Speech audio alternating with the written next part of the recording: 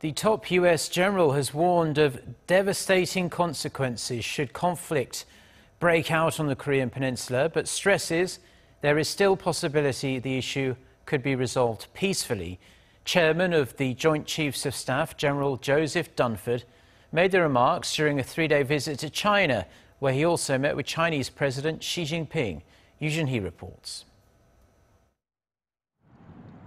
The Pentagon's top general, Joseph Dunford, told reporters on Thursday that a military solution to North Korea's missile threat would be, quote, horrific. He added, however, that allowing Pyongyang to develop the capability to launch a nuclear attack on the U.S. was also an unimaginable situation. Dunford's comments indicate that although Washington would still prefer a diplomatic solution to the crisis, it will not stand idly by while the regime continues with its nuclear and missile developments. The U.S. general has just wrapped up a three-day visit to China, where he met with Chinese President Xi Jinping, holding brief but in-depth talks on regional security issues. President Xi said Beijing was committed to forging closer military ties as a step toward improving overall bilateral relations.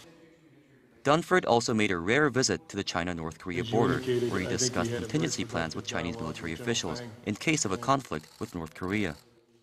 Several roadblocks separate the two sides, however, with China still upset over the U.S. deployment of the THAAD missile defense system in South Korea and its military activity in the South China Sea. Dunford also informed Beijing the U.S. will proceed with its joint military exercise with South Korea next week, despite pressure to cancel the drills in light of recent tensions. Washington and Seoul have always insisted their biannual exercise is purely defensive in nature, although Pyongyang labels it as a military provocation. On Thursday, North Korea state-run media warned the joint drills will further push the Korean Peninsula towards catastrophe. Joonhee, Arirang News.